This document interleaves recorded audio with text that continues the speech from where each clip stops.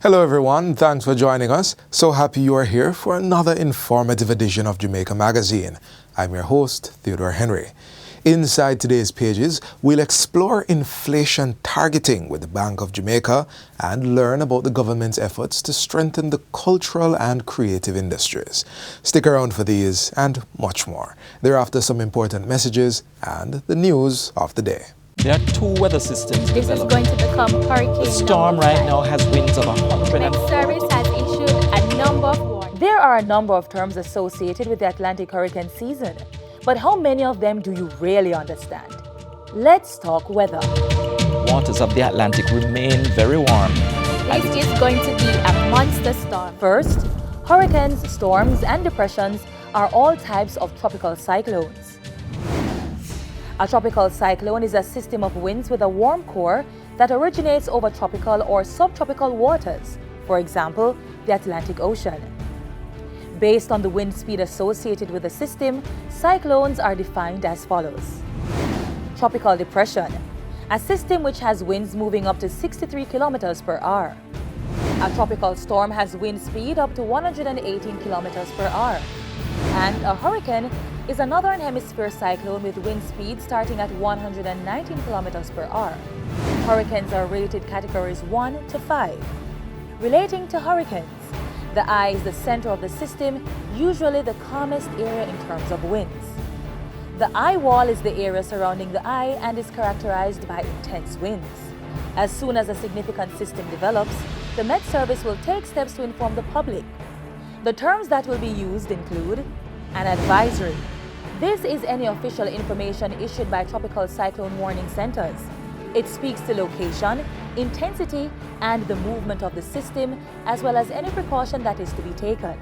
A tropical storm or hurricane watch is a public release from the Met Service advising that associated conditions pose a possible threat to the island within 48 hours. Tropical storm or hurricane warnings are issued when associated conditions are 36 hours or less away. Now, a flash flood watch says that flooding is possible and precautions are to be taken. A flash flood warning suggests that flooding has already been reported or will occur shortly. Those are some of the terms and definitions that you should be familiar with, especially during this season. For more information on these and other terms, you can contact the Meteorological Service of Jamaica at 876-929-3694. And remember, to be better prepared, stay in the know. We know you want better roads in your towns and communities. That is why through the SPARK program, your government is allocating over $40 billion over 2 years to fix your community and rural roads. $20 billion will go towards fixing smaller roads in every area, with $150 million allocated per area. The remaining funds will be distributed based on road length and condition, ensuring areas with greater need receive more assistance. Your government is caring for you. The proceeding was brought to you by the Office of the Prime Minister.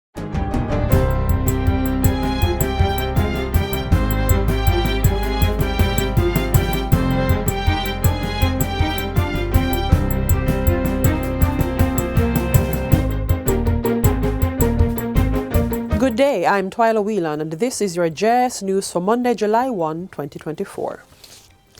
Jamaica is now under hurricane watch, which means the island is expected to face hurricane conditions within 48 hours. The hurricane watch was announced at 10 this morning through the National Hurricane Center. This as the island is expected to be impacted by extremely dangerous winds, storm surge, widespread heavy rainfall, and thunder showers associated with Hurricane Beryl on Wednesday going into Thursday. The current projected path takes the center of the system just off the south coast. However, there is a chance that the center could actually pass over Jamaica or even further from the southern coastline. And so we are watching, monitoring very closely. In the forecast track, the center of Beryl is currently moving across the southern Windward Islands and will move across the southeastern and central Caribbean Sea late today through Wednesday. At news time, The Category 4 hurricane featured maximum sustained winds near 220 kilometers or 140 miles per hour with higher gusts. It is expected on moving into the Central Caribbean to be reduced in intensity somewhat because conditions are not very favorable in the Western Caribbean to sustain the major hurricane. However, by the time it passes Jamaica or passes over Jamaica, it is still likely to be a hurricane and possibly a major hurricane. So we are continuing to monitor this system. Fishers in Jamaica's waters have been advised to evacuate immediately, and Jamaicans are generally urged to begin making preparations. This includes making any necessary repairs to secure your roofs, clearing your yard of loose items that could become missiles during a hurricane, trimming trees that hang over the house and other buildings, and securing items to batten down doors and windows. Persons should also visit the ODPEM website to find out the nearest shelter to their home, have a shelter bag with essential items ready, and secure important documents in a waterproof container and keep in an easy-to-reach place. We have already taken steps to be prepared as a government. ODPEM is on alert, the JDF is on alert, so should the worst happen, the government is already mobilized and prepared. So it is now for the citizens themselves, householders, people who live alone, to be aware of the possibility and take the necessary actions. It is always in your best interest to be prepared. If the weather event passes and there is no impact, you would have lost nothing. But you would not want an impact to occur, and you did not prepare for it.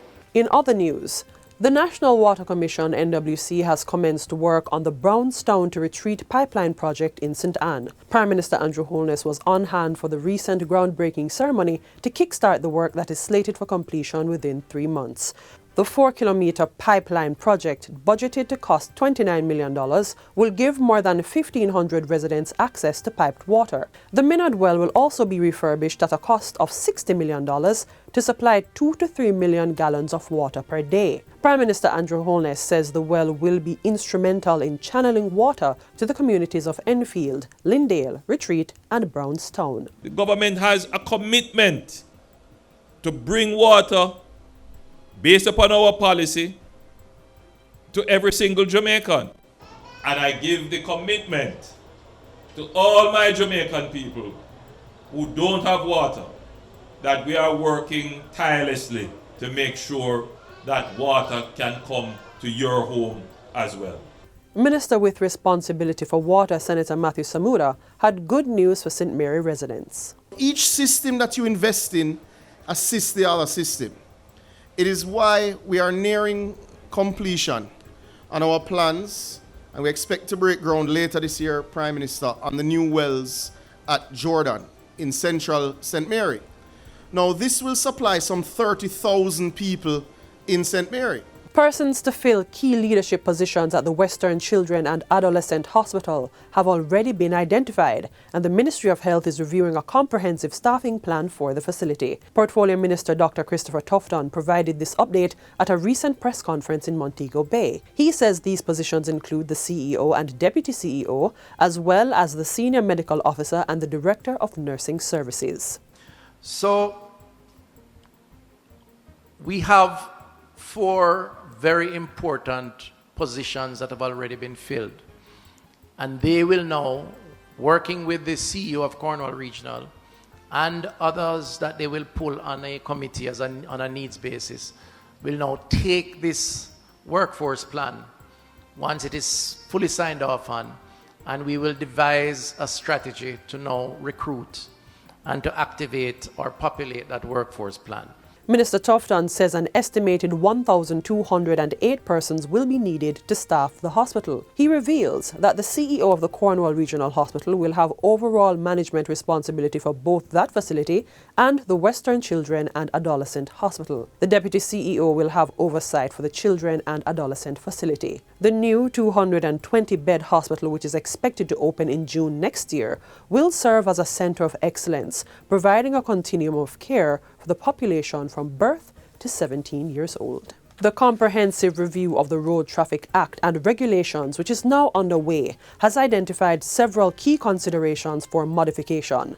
Minister of Transport Beryl provided the details during last week's post-cabinet press briefing at Jamaica House. He says the areas for modification include the renewal of driver's licenses for persons 70 years and older. It is proposed that the process be modified to require the submission of a medical certificate proving that a person is fit to drive. A supplemental form will be introduced and the current form retained by the doctor as a guide to the matters to be considered in determining the question of fitness.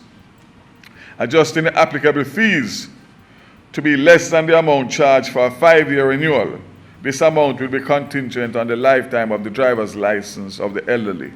The Public Transport Operators Steering Committee will also conduct a comprehensive review of demerit points. The recommendations are being reviewed by the Ministry with a view to be taken to Cabinet in short order. We had set a timeline for June 30th. With respect to moving violations causing accidents, fatalities and disorder on public road, demerit points will be imposed. Demerit points for non-movable offences will put drivers at risk of getting enough demerit points to lose their license within a short period of time, which obviously is not the intent. The intent is to keep the roads safe and the discipline. Previously announced policy changes that bring new benefits to NHT contributors take effect today. This means that all NHT mortgagers are now eligible for a home improvement loan of up to $3.5 million after 10 years of their initial mortgage. Also, with the government's thrust towards renewable energy, we have also designed new products that will assist our contributors at large in accessing funding for renewable energy equipment and devices. The Smart Energy Home Improvement Loan and Smart Energy Grant for public sector pensioners will offer up to $1.5 million for persons to outfit their homes with energy-saving technologies.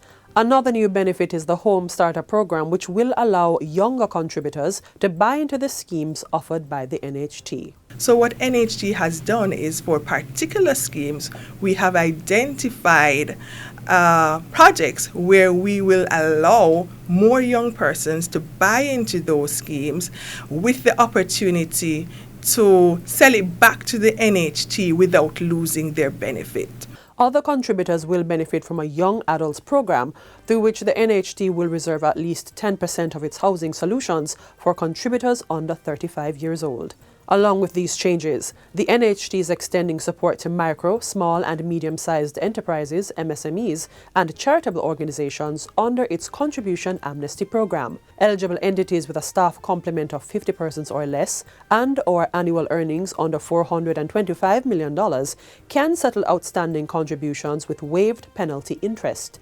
Additionally, these organizations can enjoy a 20% discount on employer contributions settled by September 30, 2024. And finally, Minister of Tourism Edmund Bartlett says the recently opened Poco Loco floating bar in Ocho Rios is what tourism is about, having new experiences and meeting new people. And this is what Poco Loco is doing. It's bringing the venue to them, where new people, exciting people with new experiences are going to be together. And we are excited about enabling more of this kind of activities to happen because it drives more visitors into Jamaica. Mayor of St. Anne's Bay, Michael Bell-Navis, stresses that the attraction is for both overseas and local patrons, pointing out that the new experience adds something to the nightlife, which some might argue was lacking. It's important that they get the feel of Jamaica, not from a hotel perspective, but from a local perspective. And this product lends itself to mixing and mingling with the locals itself. So it adds to the night attraction, which Dunn's River, Mystic Mountain, Dolphin Cove and those others don't provide. It is expected that approximately 200 persons will patronize the venue daily. And that's it for JS News Today. I'm Twyla Whelan. Thanks for watching.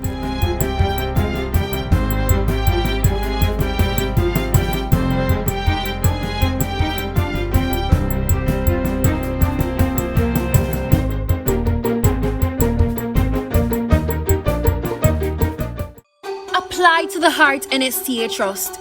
learn a new skill, and expand your horizons. Your government has made it completely free to you. Thanks again for sticking with us. The Bank of Jamaica's monetary policy is to achieve an inflation target of 4 to 6%, which is considered optimal for sustaining growth and development in Jamaica. The inflation rate, which is measured as the annual change in the Consumer Price Index, now stands at 5%. In this next feature, the BOJ shares how it sets the island's inflation target.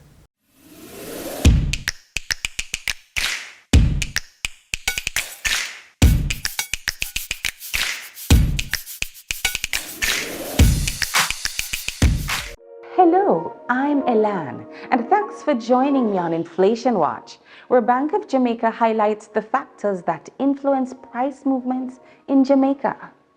At April 2024, headline or annual inflation, which is the general rate of increase in the prices of goods and services as measured over a 12-month period by the Statistical Institute of Jamaica, Statin, was 5.3%. This is excellent news, as it marks the second consecutive month since October 2023 that inflation has remained within BOJ's inflation target range of 4 to 6%, which is where we want it to be.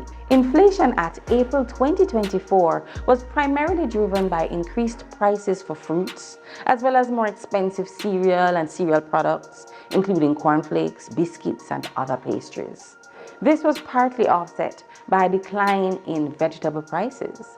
The inflation outturn also continued to reflect higher public passenger vehicle fares from the increase implemented in October 2023. Increased electricity rates in April also influenced inflation over the period. The increase in the general price level at April 24 was lower than the 5.6% point-to-point inflation recorded at March 2024. This deceleration resulted mainly from lower rates of increase in prices for food and non-alcoholic beverages. The inflation number at April was also lower than the high point of 11.8% recorded in April 2022. Very importantly, this lower inflation at April was also supported by BOJ's tight monetary policy. That policy includes reducing Jamaican dollar liquidity in the financial system, holding steady at 7%, the policy interest rate. That's the interest rate paid by BOJ on the current accounts that deposit-taking institutions have at the central bank.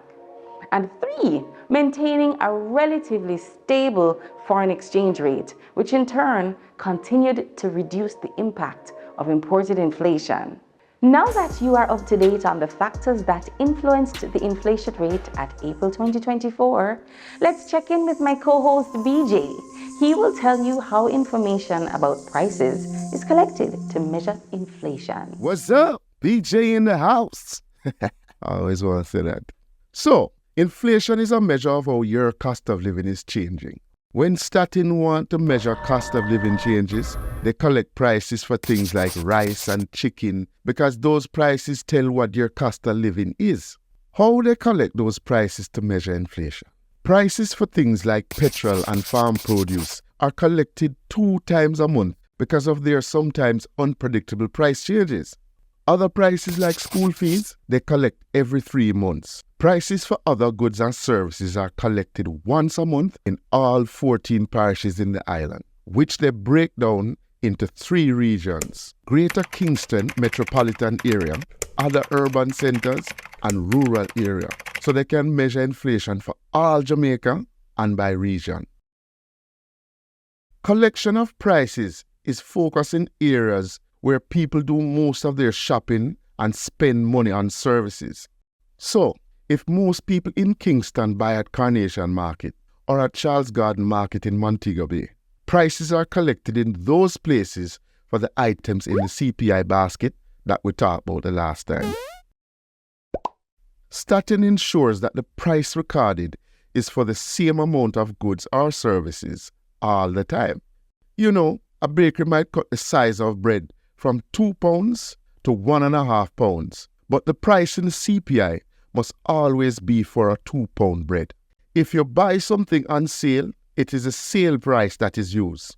If bus fares change, like when fares increased in October 2023, the new fares are used. The prices are checked for correctness before calculating the figures for inflation over a month or a year, and to see if prices and your cost of living move down or up. Well, my time up. Next time. That was very useful information, BJ. And that's a wrap for Inflation Watch this month. Join us again next time when Bank of Jamaica will bring you another episode of Inflation Watch, where we track inflation and explore the factors influencing price changes in Jamaica. I'm Elan. Until then, take care.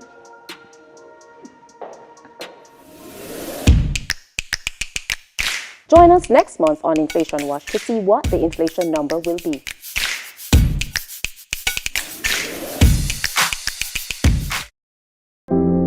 The summer holiday for children is their time to rest and have fun. But as parents and guardians, it is our duty to ensure they don't lose sight of the knowledge learned in school.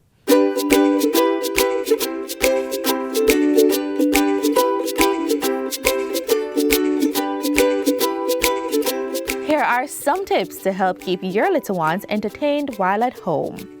Spend time cooking together. Cooking is a lifelong skill. It doesn't hurt teaching your child how to find their way around the kitchen and prepare simple yet filling meals. But remember, safety first. Have your child read for at least 30 minutes a day. Yes, reading is fundamental, and the earlier they start, the better. But not just any books. Ensure they have educational content or provide life lessons. Engage in meaningful vocabulary-building conversations. While you engage in daily conversations, introduce them to new words. Give them context clues and use these words in sentences. Let this be a fun and learning experience for you both. Try out safe at-home science or art projects. Children are naturally curious, so imagine how fun carrying out science experiments would be for them. Likewise, art projects. Expose them to outdoor activities. Let's bring back the days where we explored the great outdoors and connected with nature. Let's balance fun and learning this summer by following these tips on how to beat the summer slide.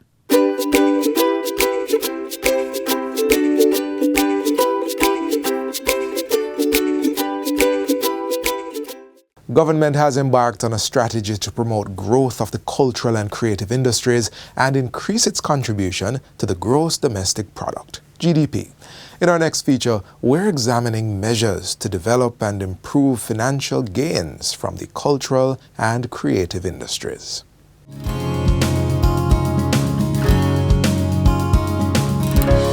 Jamaica's creative and cultural industries CCIs are being mobilized for an economic transformation. For many years, the country has generated global acclaim through its various CCIs, making them among the most significant industries. But their full social and economic potential have not been tapped into to spur the significant growth and development that is possible. We believe that is a set of industries that are actually transformational in terms of moving Jamaica forward economically and sustainably. The creative and cultural industries are founded on things that Jamaicans do well. So we have a natural competitive advantage in the creative and cultural industries. As a matter of fact, when you think about brand Jamaica and what defines brand Jamaica, certainly externally, is really it's really founded in the creative and cultural industries. The cultural and creative industries are a group of industries that whose core, whose raw material is founded on intangibles. Products of the mind, visual arts, theatre, dance and performing arts, design, music, gifts and crafts, advertising and marketing, media, festivals, fairs, and film, cultural heritage, television, broadcast, digital media, fashion, culinary, museums, galleries, and libraries. Increased attention is now being given to these industries to better exploit their economic and social development potential. This includes a full mapping of such industries, with the support of the British Council in 2019 and 2020, and a situational analysis to pave the way forward. One of the critical things that came out of that mapping was, of course, that vexed issue of data. And the collection of data, the mining of the data, the analysis of the data, and the utilization of the data that is specific to the creative industries. Like, for instance, what is the specific value of the creative and cultural industries? How many persons are employed specifically in the creative and cultural industries? And what is the value of their contribution to the GDP? The UNESCO-funded Mapping Jamaica's Cultural and Creative Industries project estimates the contribution of Jamaica's CCI to be 5.2% of the country's GDP. The report from that mapping also indicates 2.2 billion Jamaican dollars, or about 14 million US dollars in revenue being generated annually by CCIs, which are estimated to account for 3% of total employment. We have not monetized sufficiently the creative industries to be the rich superpower that they can make us, that they can create for us in Jamaica. The Jamaica Business Development Corporation, JBDC, in partnership with the Statistical Institute of Jamaica, Statin, further embarked on a national project to validate the country's CCIs. That will give us a specific value of the industry, what's the contribution to GDP, what's the contribution to employment in particular. It will also give us some sub-data as well, like the value and importance of some of this to some social development as well. And it also will give us specific recommendations for the sector. For it to continue, we need to sensitize person what information do we need to keep going forward with this. When you're asked for the information, please provide the information at a detailed level, because in order to derive the value added, it's not just the sales or what income they're generating. We have to take from that cost. So we would love to get the information. The expectation is that Statin will consistently collect data to allow for ongoing understanding of the value and contribution of these industries. Mapping the return on investment, allowing government really to strategically and in a structured way decide on how it is that you're going to invest in both the demand side and the supply side of the chain of the creative and cultural industries, so that we can now plot real development and measurable development path for the cultural and creative industries. We believe that there's huge potential for wealth creation, for employment from the creative industry sectors that is just untapped presently. That's round one. We also believe that there is investment that is waiting to happen in the sector, as long as we can get a sense, investors, they want a sense of exactly what they're investing, what they're investing in, and what the potential returns on those investments are.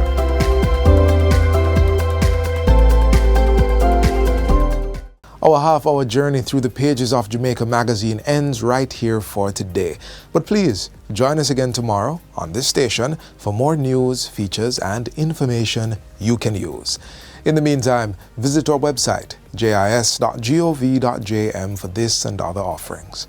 On behalf of the entire production team, I'm Theodore Henry. Till such time, walk good and live good. This has been a production of the Jamaica Information Service, the voice of Jamaica.